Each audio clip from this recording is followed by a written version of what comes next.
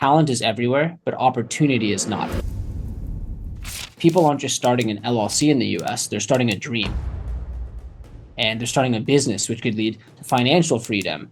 Or it could be a family business that's expanding to the US. It could be a side hustle. Maybe they're ambitious and want to build the next 9-figure business. Whatever it is, a lack of knowledge and not being in the US shouldn't stop you from doing that. It can be steep if you file that incorrectly or don't file it. They can be up to $25,000. So the reason why we offer this is that can be stressful. Submitting a form to the IRS tax code is confusing. So we want to take that off your plate by having bookkeeping in place. Your books are prepared so that come tax season, there's no catch-up bookkeeping. It's an easy filing. So we want to take that off founders' plates. We want to remove the stress. And it is, and I'll just say this one more time, it is possible as a founder in LATAM or outside the US to get a US entity, a US bank account remotely, and file that informational tax return in the US remotely from your couch or your office, wherever you are too. So I'll pause there. That was a little crash course, but really our goal is we want to be that one-stop shop, that back office. So as a founder, you have peace of mind. Hey, the US side's taking care of me and I can go build my business. Hello, everyone, and welcome once again to Somos Más que Números, which translate more than number, the podcast for digital entrepreneur who wants to build and escalate their business across LATAM. And guess what? Today we are doing this episode in English. I have been dreaming of this moment for years, and it is finally here. I couldn't be more happy to share this episode with someone I genuinely admire, Arjun, the founder and CEO of Doola. What is Doola? An AI business in a box, a company that helps entrepreneurs with LLC formation, bookkeeping, business taxing, and much more. Also, I want to give you context and tell you that Doola operates in over 175 countries and has empowered more than 10,000 entrepreneurs globally. And as I do my task, one of the interviews that I saw, I watched, Arjun once said, their mission is help 1 billion entrepreneurs by democratizing American entrepreneurships and giving everyone access to the US finance ecosystem. To finish, the best part of all of this episode is also a special celebration of the official partnership between Doola and Go Startup. If you are listening to this and you are from LATAM, make sure to check it out in the description below for exclusive benefits and discounts for your LLC formation. So Arjun, thank you so much for joining me today. I'm so happy. Thank you for having me. And I'm glad we're doing it in English because I don't know Spanish yet, although I am trying to learn. Okay, next time we're going to do that in Spanish. This is going to be the challenge. I like it. I would like to start with 3 fun facts about you. Could be about everything that you want in order to let people that is listening us a little bit more about you. Fun fact number 1, I don't speak Spanish, but I know some Mandarin. In high school, I actually lived in Xi'an, China for 4 months, and I became conversational in Mandarin. Now I can still remember some, but I speak Mandarin. Fun fact 1. Wow. Fun fact number 2, my family is originally from India and they're both doctors. They moved to England to start practicing medicine. I was actually born in London and I grew up in Cardiff, Wales. So I was technically born there. I lost the accent, as you can tell, but that's fun fact 2. I was born in England. Fun fact number 3, the very first business I started was a snow shoveling business in middle school. I grew up in Boston. The family immigrated from England to Boston when I was 6. It snows a lot there. And in the winter, it started with, we would have to always shovel our driveway. But then one time the neighbor said, hey, do you want to shovel our driveway and we'll pay you? And I said, whoa, that's amazing. They're paying us to go do this task, which isn't that hard. And then it escalated from there. We covered our full street. Then my dad bought a snow shoveler and we used the machine to go do more driveways and we learned about leverage. But fun fact 1 is that was the first business. And now we're building Doola. There's no connection between the two, but in some way I learned some things from the snow shoveling business that I guess helped today. That sounds great. I actually have one question about that. So I think you already answered that. But yeah, it's super curious that many people who love entrepreneurship environment and they now are launching their own business, they start from the beginning when they were a kid, basically. Okay, so one of the topics that of the reason why we are here today is to understand a little bit more about LLC. That for me is kind of lately trendy, but I know that it's not like that. Maybe appear a solution of platforms like Doola to make that easy. So I would like that you tell us a little bit more about Doola. When we started Doola, it was actually because the previous company not only failed, it was a Y Combinator startup. We got into Y Combinator. It's an accelerator in San Francisco that now gives you $500,000 in funding to work on your business. And we actually got in, but the company didn't work. It was this video messaging app. And that's par for the course. A lot of entrepreneurs know that the first thing doesn't work. Oftentimes, all you see is the tip of the iceberg. And beneath that are multiple failures and things that didn't work. But the most painful part wasn't that it didn't work. Through that process, I spent over $30,000 in random legal fees and compliance fees trying to set up the business, IP transfers, bookkeeping, taxes. And I spent a lot of time on that. So the only thing that actually ate at me wasn't that the business didn't work. It was what if, or if only I had spent more time on actually building the business, whether it's marketing or growth or building the product or talking to customers or partnerships. If I had spent more time there, maybe it would have worked, but you never get that time back.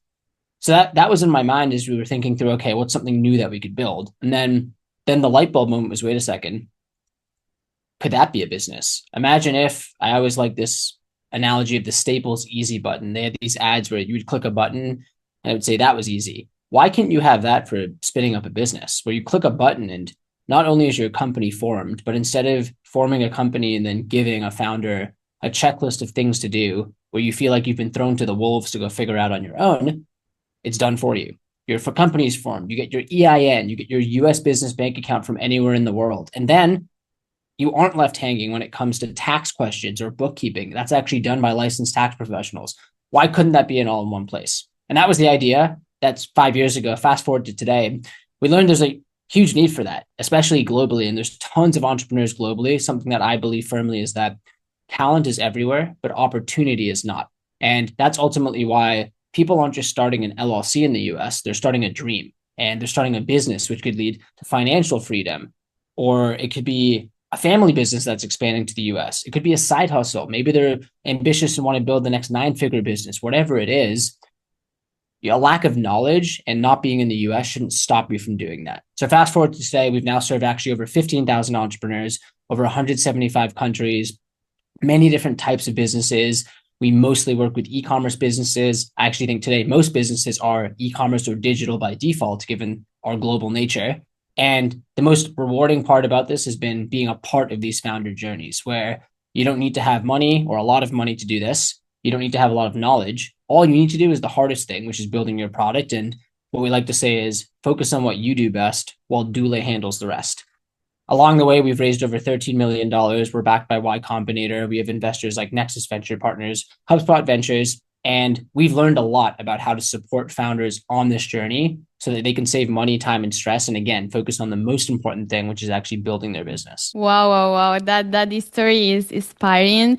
And I actually have some questions that you just reply already. But that's the idea of this podcast. I want to know about Doola. I want to know about how LLC formation works, the tips or the lesson learned that you have helping all these entrepreneurs, but of course about your history. In one interview that you had before, you tell something was kind of nice for me, because you know that people used to speak about the American dream, but you speak about the dream as US business, and I think it's true. And I think before we used to say, okay, this is difficult. I will never have my company in US. I don't have opportunities. I have to move there. And then you start to see that kind of opportunities that Doola, for instance, is giving to people. So it's really good. I know that you love marketing strategy. You like research. And I would like that you tell us what are that common myths or mistakes that entrepreneurs do, because I guess there is a lot. Actually, I think you make a workshop or a live about that last week, but it's perfect because then you can bring that idea, so that tips. Sure. I'll start with the biggest mistake we see is not separating personal from business. So the single biggest thing you can do when starting is starting an actual entity an LLC gives you liability protection. The name is limited liability company. And the reason why people even do that is because as an entrepreneur, you're naturally optimistic, but there can be a downside scenario of a lawsuit. Let's say you sell a supplement or you're working with a vendor and they think you wronged them. If you do not have this liability protection, your personal assets are at risk in the case of a lawsuit. They can be seized. So the way I view it is for a couple $100, you get peace of mind that there's separation there. And that is one of the main benefits of getting the LLC. It creates this business entity. It separates you from the entity. Now that also unlocks things like access to business banking or business credit or US financial ecosystem tooling. You're also just more professional. You're not a freelancer anymore. You're not an offshore business. You're a US business. That alone changes people's mindset, but it also alone we've seen win customers' business. So the biggest thing I would say off the get is separate personal from business. That's getting an entity. If you're taking things seriously, if you're not taking things seriously, that's completely okay. You don't have to start a business to start a business. You can go out and create a website. You can collect payments through PayPal. Personal PayPal or through a check. But if you are serious about the business, and I'm serious does not have to be building the next Facebook or the next Tesla. It does not have to be, I'm going for that level of scale. Serious could be, hey, I want to make a couple $100 a month or $1,000 a month to pay for my vacations or pay my car bills. Even at that level, I would say that's an actual business. You want to build something sustainable. So get a business bank account, get an actual entity, keep things separate. Ounce of prevention is worth a pound of the cure. I'll give one more tactical piece of advice. A lot of founders ask, and I'll definitively answer this because lawyers typically will tell you 10 things that you shouldn't do, but they don't tell you the one thing you should do. So I'll tell you the one thing you should do. People ask, what type of entity should I form? And what's the best state to form it? So I'll make this very simple. If you are looking to raise US venture capital, that's investor money from a venture capital, professional investor, venture capitalist, you should form a Delaware C-Corp. That's because that is recommended and strongly preferred by investors. Delaware is the most popular state. It has the Chancery Court in Delaware, which is known for its case law for working with these types of businesses. Delaware C-Corps allow you to issue stock as well. So it's pretty simple. If you're raising venture capital, investors are going to require a Delaware C-Corp. If you are not, so if you're bootstrapping a business, if you're not raising venture, if you're not sure you want to raise venture, you should probably start with an LLC. It has all of the liability protection of an LLC, the professionalism. You can get a business bank account, but they're much easier to maintain. They're more flexible too. You can elect different tax structures. And the best part is you can always convert it to a C Corp in the future as well. So very simple. If raising venture, do a C Corp. If you're not, LLC. And then the final thing I'll answer is what's the best state?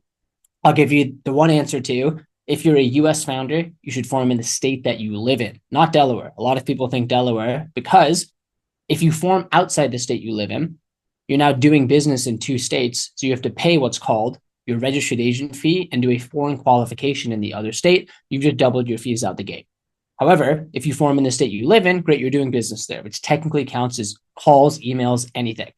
If you live outside the US, let's say you live in Latin America, you can choose any state. So the world is your oyster. My recommendation though is actually Wyoming. A couple reasons why. Wyoming is where the first LLC was invented. Wyoming is very forward-looking in terms of legislation. It's very digital and e-commerce friendly. It's also cheaper than Delaware. The annual fee is $60 versus $300 in Delaware. So don't sleep on Wyoming. And my ultimate recommendation is you get all of the benefits and you save some money off the bat. But if you wanted to choose Delaware, that's okay. It's your business, your choice. Your business is your baby. So I hope that help was helpful. I'll just summarize. Separate personal from business. LLC, unless you know you're raising venture capital, then do a C Corp. And the best state to form in if you live in the US is the state you live in. It's a non-US founder. You can choose any state, but I recommend Wyoming. Wow, that was like a piece of advice. I think it's super helpful. I love the way that even though create companies in Colombia and LATAM is kind of different, you can find some similarities because it's like the same way, the same advice related with you have to separate your assets as a person and your assets as a company. And I think a good advice is, actually you can start from LLC and then you can become a corporate. So good insights here. And thank you so much for your passion. I mean, it's really nice to find people passionate about this topic because sometimes it's like, many people complain about taxes and about all the structure, but then you see that the same people is really worried about, how I can manage my taxes. And also then you see like, taxes and manage in a good way your business is really, really important. Okay, so I know that Doola offers different ways to create the LLC, different options. You can start from the scratch, just creating the LLC, but also you can have like a dedicated accountant, which is amazing. So I would like to know the benefits, let's say, to create a LLC and how to make this easy. I think it's a best moment for explaining what Doola covers. Absolutely. The very first thing is we understand people have questions. So if you want to talk to someone at Doola, an actual human, you can do so to answer any questions. You also can do your own research. We have blogs, there's YouTube content, and we put out the information because if someone's ready to start, you can do it self-serve and go through the flow.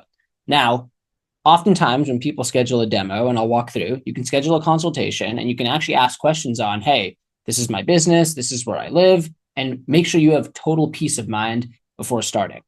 So after you either do the consultation or you go to our website, you can go through the flow. In less than 10 minutes, you can actually submit the information required to start a US entity. I'll go through the process very quickly. So step one is when you're setting up the business or giving information for us to go get the business for you, you actually don't need a passport at that step. You're going to have to provide some basic information, your name, your international address, contact information, your LLC name, backup choices in case the name is taken. This is information so that we can then go get the LLC for you. Now, in terms of timelines, a lot of people ask, okay, how long will it take? It depends on the state. The fastest states might take a business day or two. Other states might take 1 to 2 weeks. That's fully dependent on the state's timeline, not Doola. So once you get your LLC formed, you're going to get this thing called your Articles of Organization or your Certificate of Formation. That is the official document that says, hey, congrats, you have an LLC in the state. The next step is with that LLC, you can now apply for your EIN, which is your employer identification number. This is done by submitting something called Form SS4, and you need the LLC to then apply for the EIN.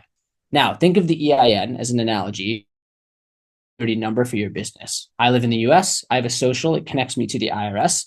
If you have a US business, you have an EIN, which connects you to the IRS.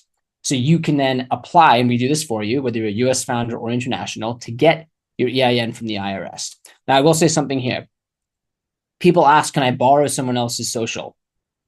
Unfortunately, for non-US founders, it takes longer to get your EIN because you have to fax a form versus applying online.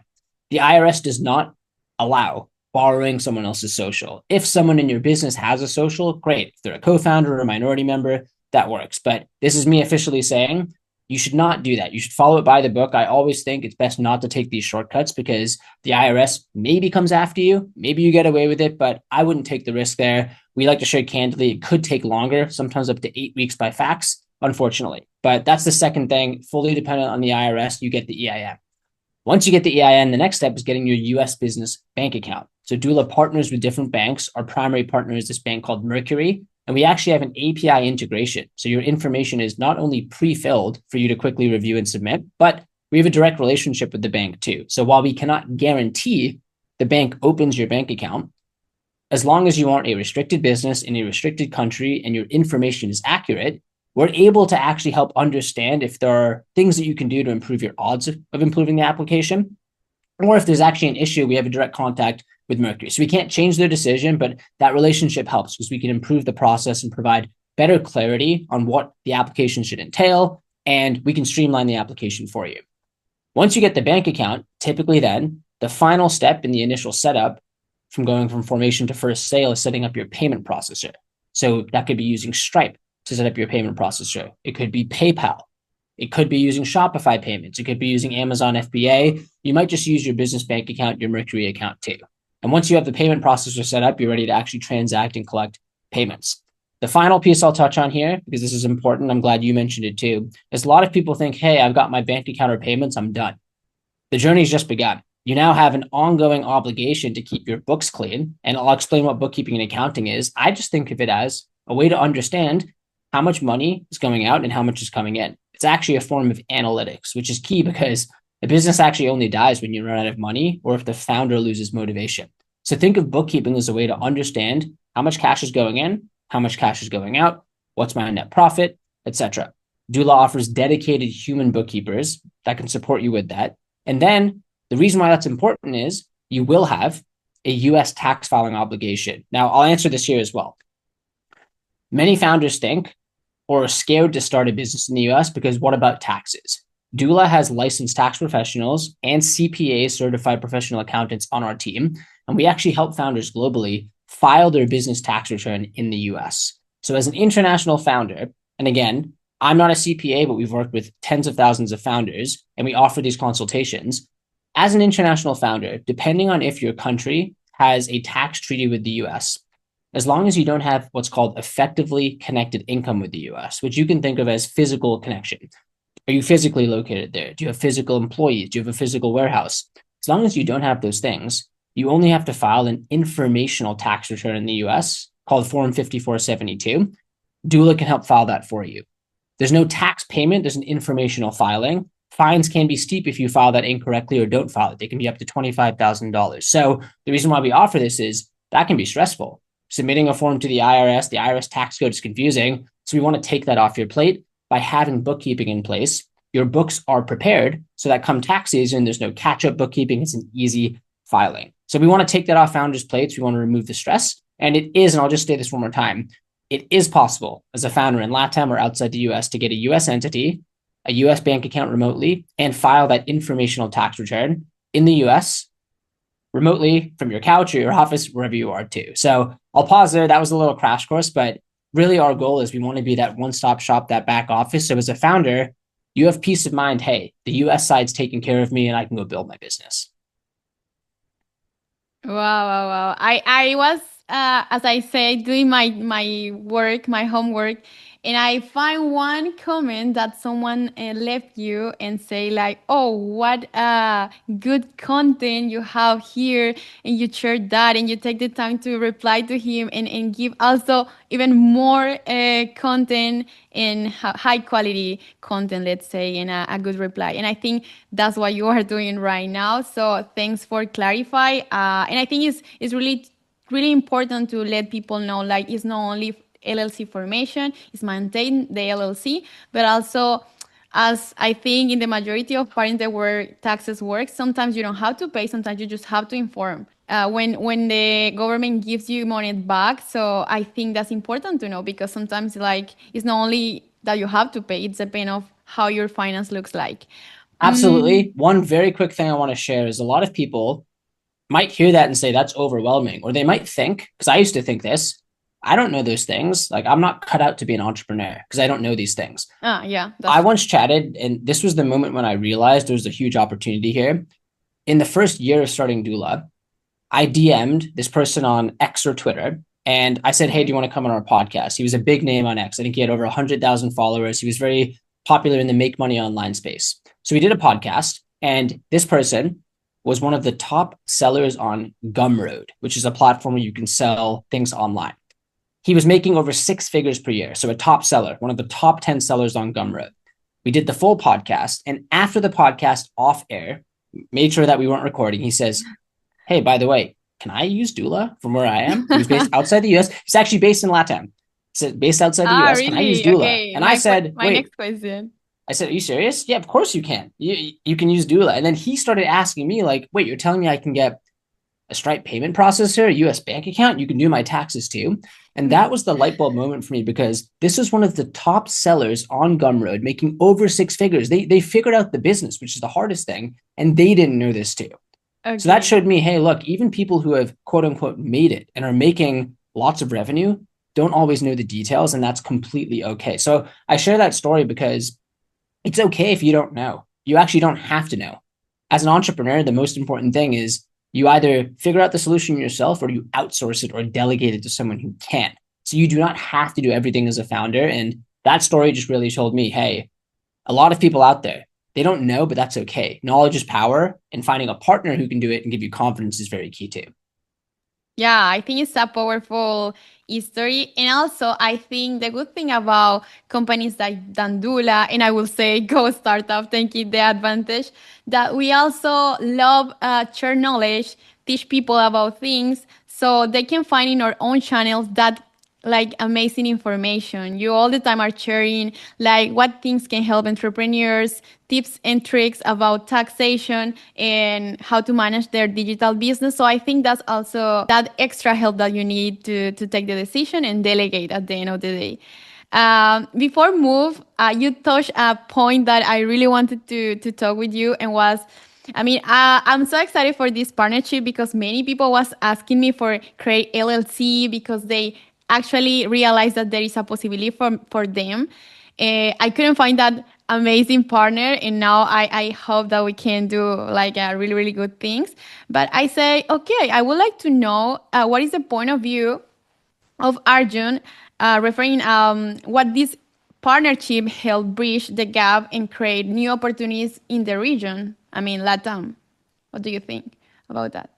I'm extremely excited too for the partnership. And the way I view it is I think partnerships are so key for a business because you can't do it all alone. We do a couple things which we want to do really well, right? Formation, the taxes, that's what we are really good at. But we have partners for banking. We have partners for payroll. We have partners if you need a trademark. There are many things which we can't do. And I really think a rising tide lifts all boats, where if we're helping entrepreneurs, I think a world with more entrepreneurship is a better place. So really excited to partner with you and Go Startup because you clearly have a level of reach, influence, and trust that you've built from providing education, from providing resources. So the way I view it is we're actually able to help more entrepreneurs together. There's education and there's guidance you can give, which we won't be able to give. There's a level of trust and relationship you've built over time. And then the same thing too. You're very ambitious, and I'm sure with enough time, you could offer LLC formation, bookkeeping, and tax. Or, hey, why don't we find a partner that can do that, and together, 1 + 1 = 3 or equals 4, as cheesy as that sounds. So I really do believe, and I've seen this with my family that immigrated here from India to England to the US, and we've seen it in so many founders who've taken a business, and that business is the vehicle for a dream to come to the US, that the more folks we can work with, and again, we do support US founders, but this entire business is built on helping folks outside the US come to the US, start a business, launch their dream.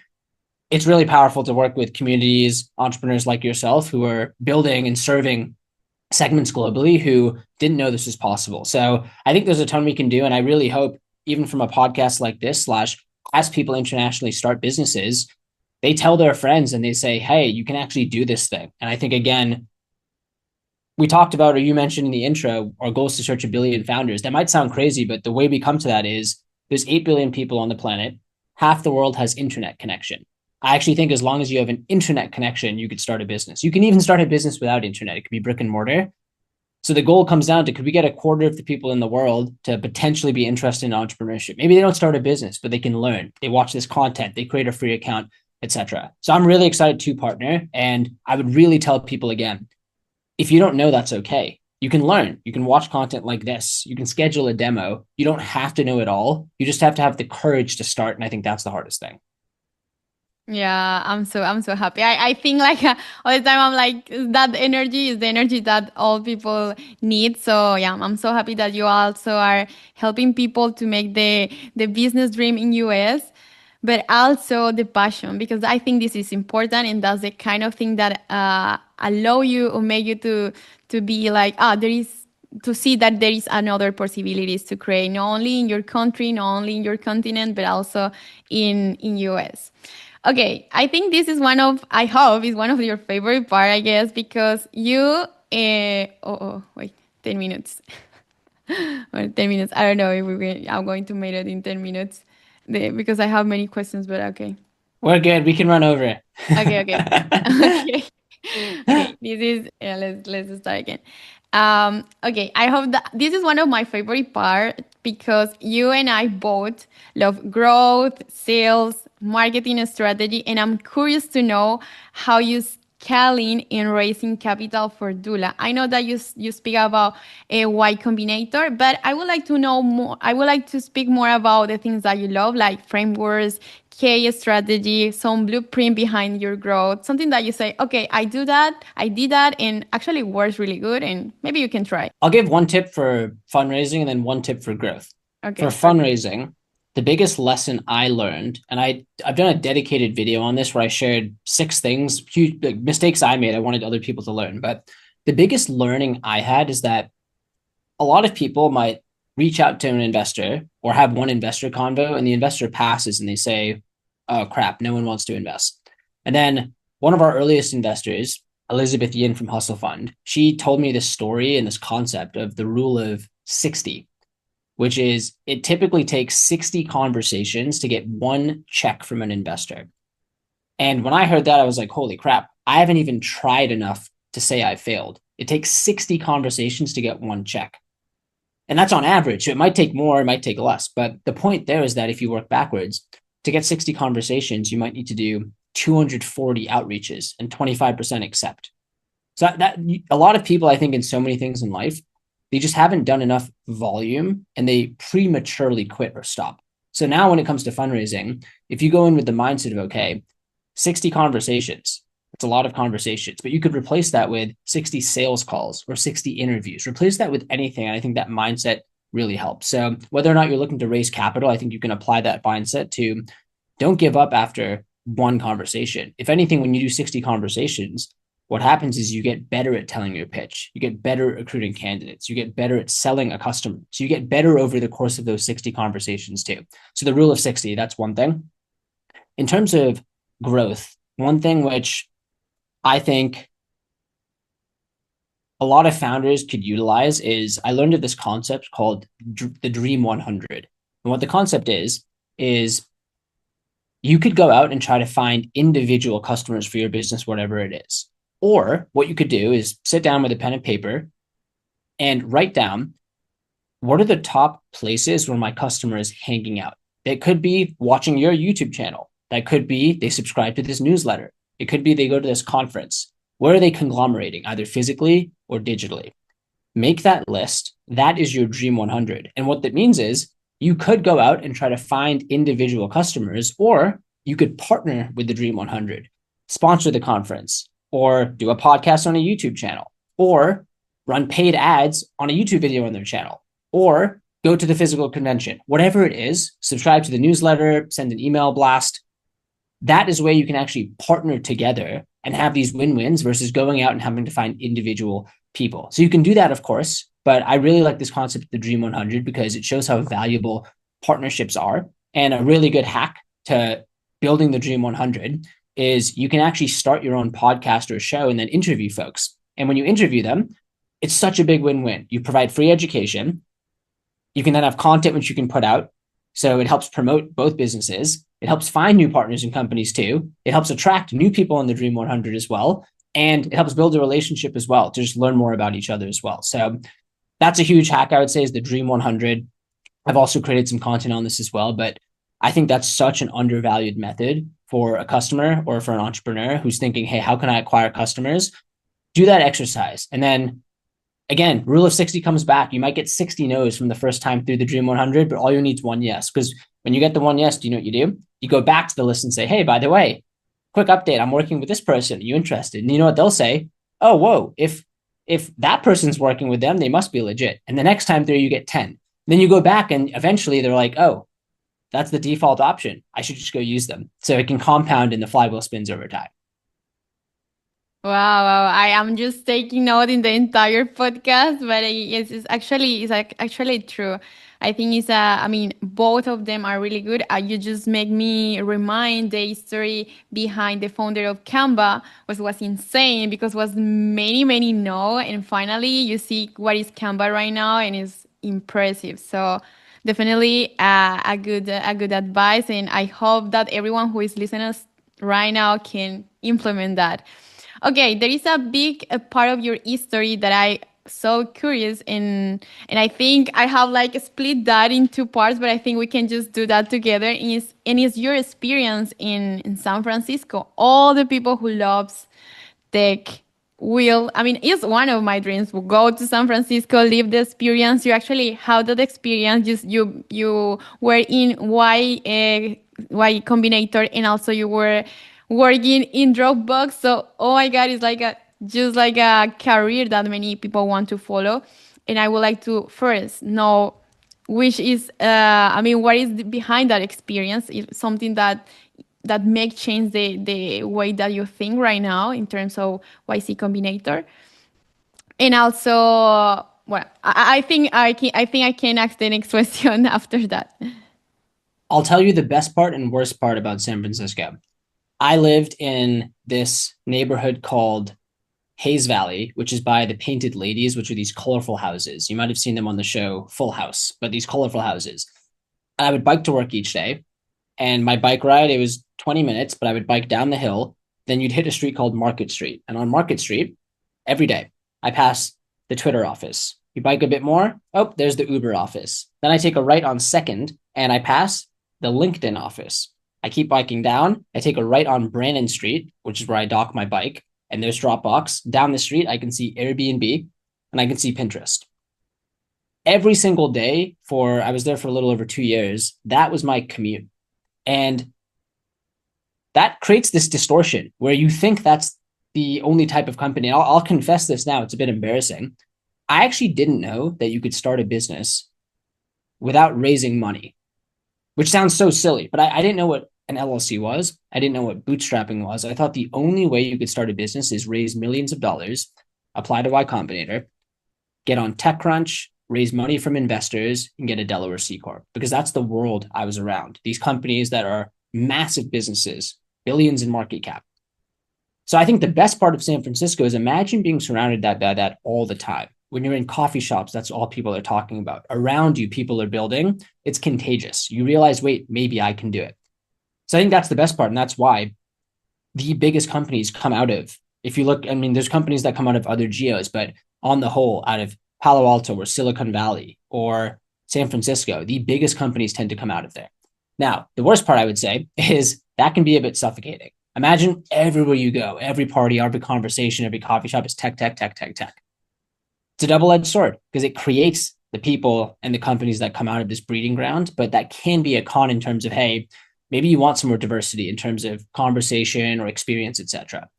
So I do think it's a fantastic experience. I do think being in San Francisco, you can always connect the dots in hindsight, but it made me think, hey, maybe I can do this too. And I ended up leaving Dropbox, worked on a few things that didn't work, stumbled into something that didn't work, and now that is Doola. But that's the best and worst part of San Francisco, I would say. And I would say, even if you don't live there full time, it's a cool city to go and experience. And I think the beauty of it is you are the average of the 5 people you spend the most time with. It's the 5 chimps theorem. You can actually look at it as in a zoo. If you take 5 chimps, you can predict the behavior of the 5th chimp by looking at the habits and how the 4 other chimps behave. Do they sleep early? Do they like to read? Do they eat bananas? Do they eat apples? You can actually eerily predict the behavior of the 5th chimp from the other 4. And I think the same thing applies in life. You're the average of your 5 friends. You're the average of the 5 people you spend the most time with. And that to me is one of the beautiful things about being surrounded by people like you who are ambitious or in San Francisco, etc., because it can truly permeate the way you think, and it does change the way you behave too. It's amazing the opportunity that you have to be in San Francisco, but it's true. And I think sometimes happen to me with social media because I start to follow people like, I don't know, that is in tech or people who is speaking about some specific topic.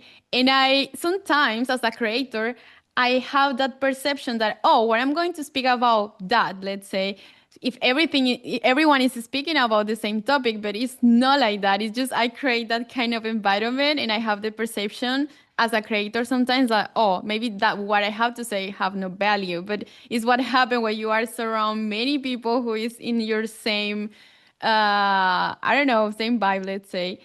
But okay, before to move to my last questions, I would like to ask you one of the best experience that you already tell us, which is your time in Dropbox. Because I know you were there, and one of the things that I really like is when you work for another companies, you learn a lot, and you learn, let's say, with the money of another founder. I will say that. But the good thing is you learn methodologies, you learn how, I mean, maybe culture, and I would like to know if something that you learn in Dropbox, actually you currently you implement that in Doola, for instance. Let me share the best and worst part about Dropbox, the same format for as Y Okay, Combinator. perfect. best part, actually, that's a great line you said. You get to learn with another founder's money, if I'm saying that correctly. It's a great learning opportunity. And Dropbox was incredible. They took me as a non-technical undergrad. I had a year of rotations. I was a product manager on a safety team. I did business development analytics. They taught me everything I knew there. Then they placed me on a team, and I had internal mobility where I shifted from doing retention analytics to becoming a growth PM focused on retention. Now, the best part is you get to learn and work with really talented people at a company that is now public. And I was there through the IPO, which was such a cool experience. And you get to see what it's like to actually run a business, fast growing startup at scale. They were scaling and growing. Now, the con of this, though, is a lot of the things that you might have learned there, you have to unlearn when you're starting a business. And I'll give you an example. This was a wake-up call for me. At Dropbox, they had this process where when you're working on a product spec, you would do a P0, a P1, a P2, a P3, a P4, which are different stages. P0 is, here's the overall problem. P1 is, here are the requirements. P2 is, okay, here are the work streams. P3 is, here's the final sign-off. And then P4 is sign-off on the sign-off. It's just a multi-step process because you're coordinating. There's more surface areas, bigger company. And very early on, when I remember we were shipping or building something, I built this massive document replicating, here's the P0, the P1, the P2, the P3, the P4. And someone actually told me, like, hey, you should just go ship the thing. Like, literally, in the time you wrote the doc, you could go ship the thing and see what happened. So the advice or the thing I had to unlearn is that there's a time and place for that, but sometimes it could have been a simple hypothesis statement of, if we do this, then this will happen because hypothesis as measured by, and you have your measurable. So like 4 sentences. And the reason that's important is because it allows you to go back and say, hey, did that actually happen or not? But instead of 4 pages, it could be 4 sentences. So I think that's one thing to unlearn that I had to unlearn, and that, maybe in school you're taught essays, tons of detail, but in startups, it's speed. Speed is your biggest advantage. And I think that's the double-edged sword of working at a company there. But I do think, again, the people I've met, the connections I was able to build, the experience from that being at that size and stage company was invaluable. So I'm extremely grateful for it, but it is very different. And the last thing I'll say here is that a lot of people might think, I'm not ready to start a business. I need to go get experience at a tech company first. In some ways that's true, but it's not always true, because the only way you can learn is by doing. So I wouldn't and I think in hindsight, didn't necessarily need Dropbox experience to start a business because it's so different. I wasn't doing LLCs. I didn't know what an LLC was at Dropbox. You're going to learn by doing, but obviously it helps in some ways. So I think that's an important detail, is that it can help, but it isn't required to go work at a tech company before you start a tech company or any business. Okay, I like that you tell us like a good side, like let's say no good side, but good side, but yeah, like 2 point of views. Okay, it's nice to know. It's nice to also know, like, yes, for sure, maybe many people have like the American business dream, but also maybe that tech job like want to achieve and say, oh no, but if I don't work in that company, maybe I can achieve my goal as an entrepreneur. So it's good to know also that. And I think it's part of something that you say in one of your lives, I guess, and is, yeah, launch, iterate, pivot, because it's the only way. And I think it's important. Yes, don't be pixel perfect. Okay. There is something that is also makes me super curious, and it's about your mindset and habits, because of course sometimes you have reference mentors and you love everything that they build, everything that they do, the way they speak. But one thing that I really admire is the habits or the mindset. So I would like to know what kind of habits you have, or something that you want to share with us that impact your life. I know you love health, but maybe it can be one of them. But yeah, if you want to share something with us in terms of habits. Okay, I have a couple that come to mind. One is in the morning when you wake up, just drinking water. I think that's a huge hack. Your brain is mostly water, your body's mostly water. So if you just hydrate from the get-go. Number 2 is, I've tried many different times, but I think doing some form of exercise in the morning, it's how you get it out of the way for the day, but you don't just do it for the benefits you get during that hour. You get the benefits the other 23 hours. You're less stressed. You have more energy. It's the best form of caffeine. You sleep better at night. You have more confidence. you feel better. And if you feel better, you perform better. So I think that's a huge thing I just learned. Um, Number three is I actually, and I have it here.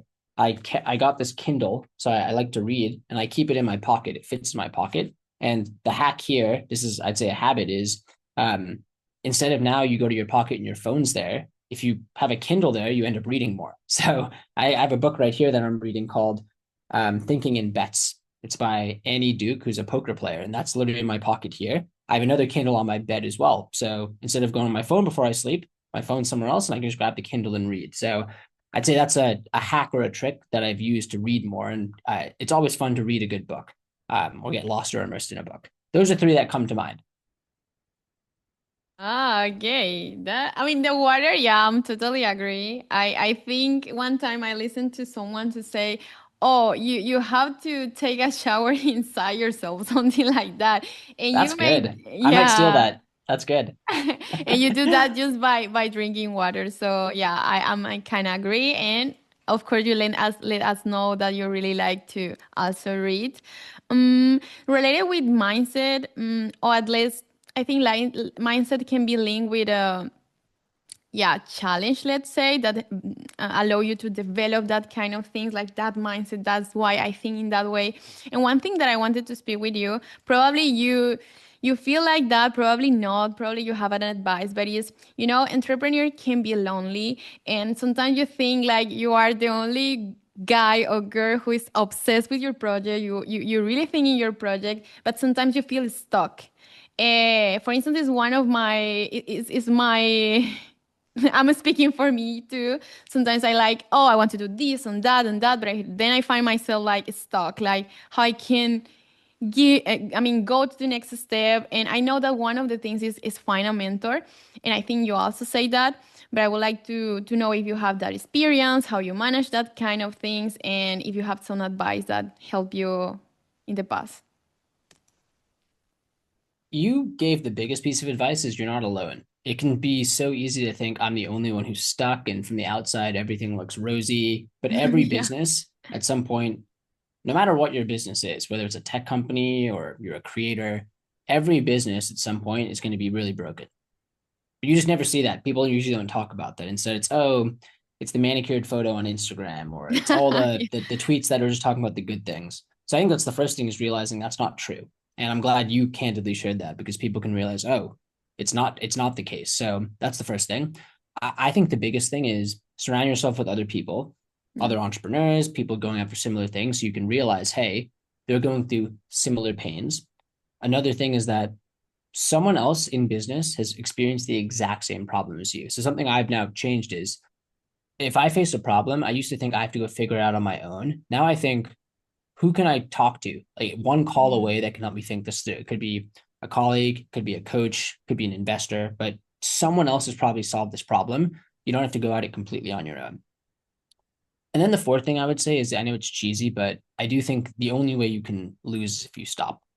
Mr. Beast has a great video where he Yeah. explains, he has a master class on YouTube advice where he just goes off for, I don't know, 30 minutes or 50 minutes. And one thing he talks about in that video is people ask him for advice, and he says, don't come back to me until you've done 100 videos. And he Okay, says that good. because most people will quit before then. But if you do 100 videos and the only thing you're focused on is your improvement rate per video, you're going to learn so much and get better. So wherever you are in life, if you keep going, like think, hey, I have to do 100. And if you're actually focusing on improving, you're going to get better. Could be 100 calls, 100 times building the product, whatever it is. I think a lot of people just prematurely stop because they don't realize it takes so much. But once you go through that, once you then realize in anything in life, it's going to take a lot of volume. And then if you have that in mind, then you actually realize that failure means you're succeeding. It's the first step to actually realizing, cool, I'm on the path to it working. Wow. Yeah, no, it's true. It's true. And it's true, the things that you say about look for help, because sometimes we kind of think, I mean, I'm speaking for me, like, oh, I can do this alone and la la la. And then I find friends that also think the same. And then they just call me or text me like, oh, Dai, I need help with that marketing strategy. And when I sometimes have the opportunity to help them, it's like, oh, that feels really good. That feels really good that I just go outside my comfort zone and ask help. So that's really good. You make me think about something before to move to the last question, and is you consider yourself more the kind of person who is super creative and always have like that big ideas, or more that the person who really like to go for launch the strategy and or both? Of course, I think both is the perfect combination, but I know that sometimes as a founder you are more than more than creative, or more than you like to launch the things. I like both. I think the biggest thing that I've personally had to force myself to do more of is I like the analogy of climbing the tree. So let's say you're hiking in a forest, and before you start, you're saying, cool, the top of the mountain's this way. You start hiking. If you just completely go hiking without ever climbing the tree to check where you are, you might go in the complete wrong direction. Maybe the map was wrong. So I think it's the same thing for a business, of whether it's, hey, here's the annual goal, here's the quarterly goal. On some regular cadence, you do need to climb the tree a bit and stop cutting trees or taking steps or crossing the river and just look and think, hey, is this the right way? Am I seeing anything? And that is what I think of as strategy. I think strategy is a multiplier on execution. You can have the best strategy, but if you don't execute, it doesn't matter. But if you are executing hard with a poor strategy, that's bad too, because you're going in the complete wrong direction. So you actually do need both. And the better the strategy and execution, it's a massive multiplier. So I like both. I think I've personally had to, and there's this transition, right? When you're starting a business, anything, company, content, you're doing everything. So it is all execution. Yes, you have a strategy, but you're doing all the execution. But eventually you need to start pulling yourself out from just doing that and actually thinking, hey, is this the best, highest leverage thing to be working on too? And allocating resources. I think ultimately any businesses, the activities you do times how much leverage they have. And as the team grows, you can do more of those. That equation just gets bigger. So I think of it as climbing the tree. What I try to do is each week on the weekends, I'll have a journal and I'll force myself to pause just 1 hour to climb the tree. Quarterly, we do business reviews. That's another way to climb the tree. And then annually, we do the same thing. So there are these benchmarks throughout weekly, quarterly, and yearly where I can elevate and just pause and think, and then come back into cutting trees with a machete and going full speed ahead. Wow, wow, yeah, yeah. That's true. That's true. That have that task to analyze how your company is going, what are you doing, what are you doing, what you are doing, because sometimes you don't have that like basic question, but important question. So great. Okay. Thank you for your time to everything that you are telling us here, all the values that you are giving us. But I have the last question, and it's related with content creation economy. I think sometimes, I mean, if I see the way that you are manage your social media, I can see like you also. I don't know if you like. I think I hope you enjoy to create content. You have your own YouTube channel, and you launch that crazy series about what the founder's life in New York looks like, and I like that kind of things. But also you have your content for Doola, who I think play another role in your strategy. So I would like to know, what do you think, and why is essential for digital entrepreneurs today, the content creation, the create content on different platforms? People sleep on the fact that content is the original software. A lot of people say software is eating the world, and it is. There's so many manual processes where there's automation and software that can do it. But content is the same thing. You can create it once, a video or a tweet or a YouTube video, and replicate it infinitely. And the cost is the time to write or get in front of a camera, read, write, etc. So the reason why I think it's powerful is there's so much asymmetric upside where you create this one piece of content, it can reach so many people. And even if it doesn't reach a lot of people, the power of the connection is huge, where they say a picture's worth 1,000 words. I think a video is worth 1,000 pictures. And if you can get someone in this day and age to stop the doom scroll and watch something that you put out there for 60 seconds, let alone a full YouTube video, let alone a full podcast, they build a relationship. I've had people who I haven't seen in months or years say, hey, I feel like we talk every day, because they see the content. So I think the biggest thing is people don't realize how much asymmetric upside there is, which is why I think content is so important. It compounds over time. as you have a channel that's really grown. We would aspire to be like you guys one day, and that your reach has grown. It compounds. Now, future content you put out has more eyeballs. You built more trust. So it compounds over time too. It's defensible. No one else can create it. You're creating it. So over time, it builds a moat of sorts. And the third thing is, if someone is actually able to consume more of your content before they visit your site, they're more likely to work with you, buy your product, whatever it is, because they're building a relationship. So I think it's just so powerful, whether it's top of funnel, attracting people, or mid funnel, sharing the story. And the way I think about it, there's this term I like for building in public. If you take a company, exact same company, but one company is just sharing more about what they do, whether it's education or behind the scenes, where would someone want to work? At a company they know more about or less? So a lot of people think, hey, content, it's only a way to attract customers.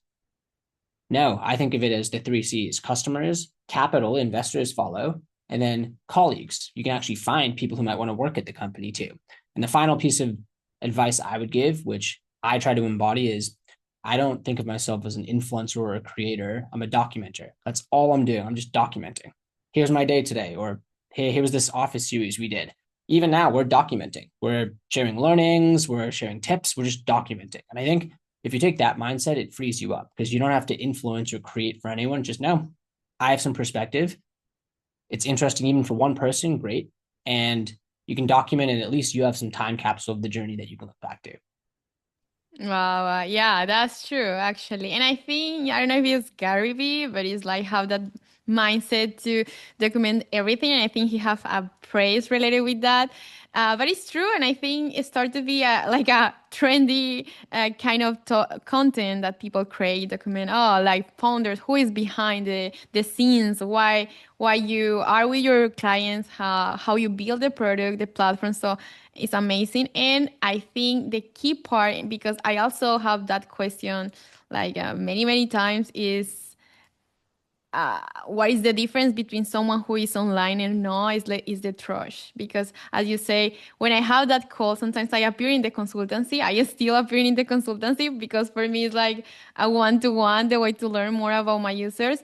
And yeah, they actually feel like they know you, and it's impressive to know like people is down for close that deal just because they think they know you, and it's good. But at the same time, it's like, oh, because this is a work that you do in every single video, in every single word that you say, and every single value that you are giving to your audience. You have a specific tactic, something that help you. I know that you document everything, but I don't know if it's something that you say, oh, maybe your tactic is actually be consistent. Or your or one tip that you say, oh, this works in terms of content creation. I like posting daily. So technically you can be consistent doing anything on a, right? It's still, even if you post once every week or do something weekly, it's still consistent.